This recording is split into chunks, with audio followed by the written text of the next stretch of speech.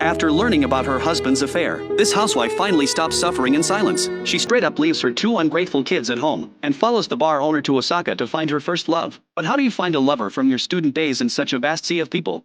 Luna's method is to go to the library and flip through phone books. She quickly finds 20 people in Osaka with the same name. Considering Ryoko mentioned her first love came back to inherit the family business, Luna singles out those who own companies and visits them one by one. Of course, this is also Luna's little scheme. She loves literary landmarks from novels. Walking to visit makes it easier for her to take photos and check in. Before leaving, Luna receives a notice from her police friend, saying there was a home invasion, robbery and murder near the shopping district last night. The culprit hasn't been found yet. Tells them to be careful. Luna naturally doesn't take it seriously, and begins the search journey with Ryoko. She paves the way with money. Whenever she sees something she likes, she buys it all without asking a price. The shopkeepers see a big spender, and immediately become much more courteous. Then when she mentions she's looking for someone, it's twice as effective. But after visiting several shops in a row, they still haven't found any useful leads. While chatting, the two walk into a kimono shop. A clerk is about to greet them, when an old woman with a cane says they don't serve strangers here. A male clerk bows an apology, says the old lady is in a bad mood today, asks them to come back another day. Coming out,